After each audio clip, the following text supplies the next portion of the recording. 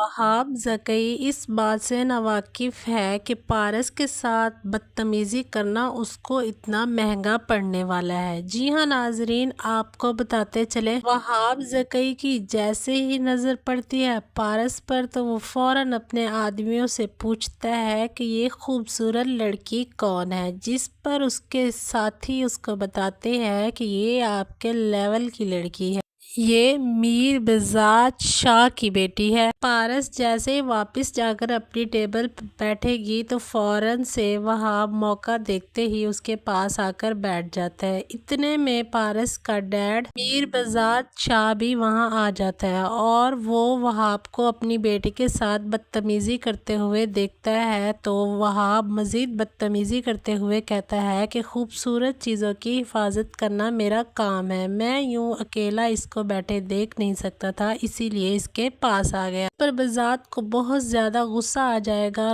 وہ اٹھ کر تماچا مارنے لگے گا وہاب کو، اور پارس کے غصے سے تو آپ لوگ واقف ہیں۔ پارس پانی کا گلاس انڈیل دے گی وہاب کے منہ پر، یوں وہاب کو بھی غصہ آ جائے گا اور وہ فوراً سے پسٹل نکال لے گا۔ اس سے پہلے کہ وہاب پارس کو نقصان پہنچائے، موقع پر ہی زوار بخت پہنچ جائے گا اور وہ شاندار درگت بنائے گا وہاب کی۔ پارس کے ساتھ نیکی کرنا زوار کو بہت زیادہ مہنگا پڑنے والا ہے، کیونکہ یوں وہ اپنی جاب سے بھی ہاتھ دھو بیٹھے گا۔ دوسری جانب پارس، جس کو زوار بالکل بھی پسند نہیں تھا، اب وہ اس کی دیوانی بنی جا رہی ہے۔ اس کی خالہ ماہنور کو جیسے ہی پتہ چلتا ہے پارس کی کڈنیپنگ کے بارے میں تو وہ فوراً پارس سے ملنے کے لیے آ جائے گی، اور دوسری جانب آپ کو دکھایا جائے گا کہ زوار کی بہن اس کو فون کال کرتی ہے اور آگے سے کہتی ہے کہ بابا اس دنیا میں نہیں رہے۔ یہ سننے کے بعد زوار کی تو جیسے دنیا اجڑ جائے گی۔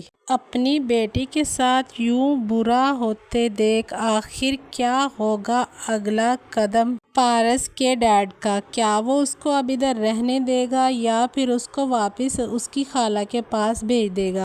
کیا وہاب زکئی سے یوں دشمنی مول لینا زوار بخت کے لیے محض نوکری جانے کا سبب بنے گا یا اس سے بڑھ کر کچھ اور ہونے والا ہے؟ آخر کون مروائے گا زوار بخت کے والد کو؟ کیونکہ نیکسٹ ایپیسوڈ میں زوار بخت کے والد کی ڈیتھ ہونے والی ہے۔ دوسری جانب میر بزاد شاہ بہت زیادہ پریشان ہے۔ ایک طرف تو اس کی بیٹی پارس اس کی بات نہیں مان رہی اور US جانے کے لیے بالکل بھی تیار نہیں ہے، اور دوسری جانب ایک کے بعد ایک حادثہ درپیش آ رہا ہے، کڈنیپنگ اور دوسرا ریسٹورنٹ میں اس طرح کی ذلت۔ پارس اپنی خالہ مانو کو بتاتی ہے کہ وہ لڑکا تو کسی ہیرو کی طرح ہے، وہ اس دنیا میں کسی کو بھی ہیلپ لیس نہیں چھوڑ سکتا۔ میں یہ نہیں کہتی کہ وہ ہمارے اسٹیٹس کی وجہ سے میری مدد کر رہا تھا یا اس نے پہلے میری جان بچائی اور دوسری بار عزت تو ہے ہی ہیرو، اور اس کے تو کام ہی ہیرو والے ہیں۔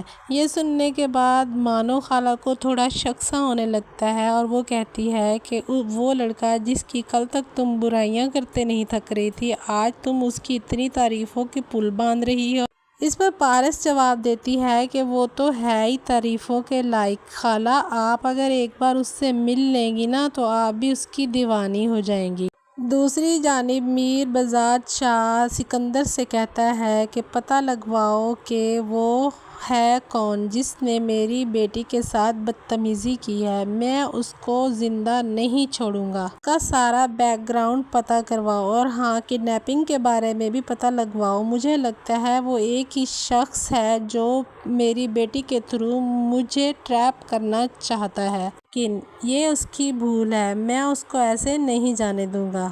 زوار جب واپس اپنے گاؤں جائے گا تو بہت زیادہ دکھی ہوگا۔ ایک طرف تو اس کی جاب چلی جائے گی کیونکہ وہاب زکئی کے ساتھ بدتمیزی کرنے کی وجہ سے اس کا باس اس کو جاب سے نکال دے گا، اور دوسری جانب اس کے والد کی اچانک ڈیتھ اس کے لیے بہت بڑا صدمہ ہونے والا ہے۔ خیر میر بذات شاہ کو جب پتہ چلتا ہے کہ زوار بخت کے والد کا انتقال ہو گیا ہے تو وہ خود وہاں ان سے ملنے جائے گا اور زوار کو اپنی بیٹی کے باڈی گارڈ کی نوکری سونپے گا۔ وہ کہے گا کہ جو ہونا تھا ہو گیا، لیکن اب تم میرے پاس ملازمت کرو گے، کیا تمہیں یہ قبول ہے؟ اب زوار کے پاس اور کوئی آپشن نہیں ہوتا کیونکہ اس کی بہن اور اس کی ماں کی ذمہ داری اس کے سر پر ہے۔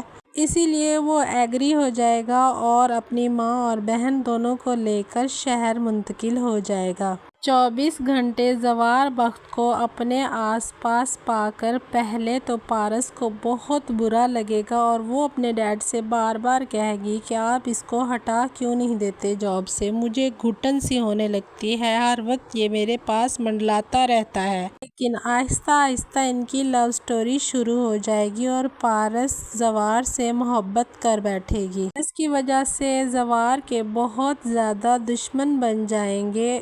ایک تو پارس کا کزن تاب، اس کو یہ زوار بالکل بھی پسند نہیں ہوتا۔ وہ اپنے دوست کے ساتھ مل کر زوار کو نقصان پہنچانے کی کوشش کرے گا اور زوار کی بہن کو کڈنیپ کروا لے گا۔ زوار کی فیملی سٹی میں رہائش پذیر ہوگی تو زوار کی منگیتر ریشما بھی واپس ادھر آ جائے گی سٹی میں رہنے کے لیے۔ اس کو آہستہ آہستہ سے شک ہونے لگ جائے گا کہ زوار کسی لڑکی میں انٹرسٹڈ ہے۔ یوں وہ بھی پتہ لگا لے گی کہ وہ لڑکی کون ہے، آخر وہ لڑکی پارس ہی نکلے گی۔ پارس اپنے دل کی بات اپنے ڈیڈ کے سامنے رکھے گی اور وہ اپنی کی محبت میں اسٹیٹس کا فرق کیے بغیر اس کی شادی زوار سے کروا دے گا، کیونکہ پارس کا ڈیڈ ماضی میں زوار کے ابو کا ایک بہترین دوست رہ چکا ہے اور وہ ان کے بیک گراؤنڈ اسٹیٹس اور ان کی ایمانداری کے بارے میں بہت اچھے سے جانتا ہے۔ لیکن جیسے ہی میر شاہ یہ فیصلہ لے گا کہ وہ اپنی بیٹی پارس کی شادی زوار سے کرنے والا ہے تو اس پر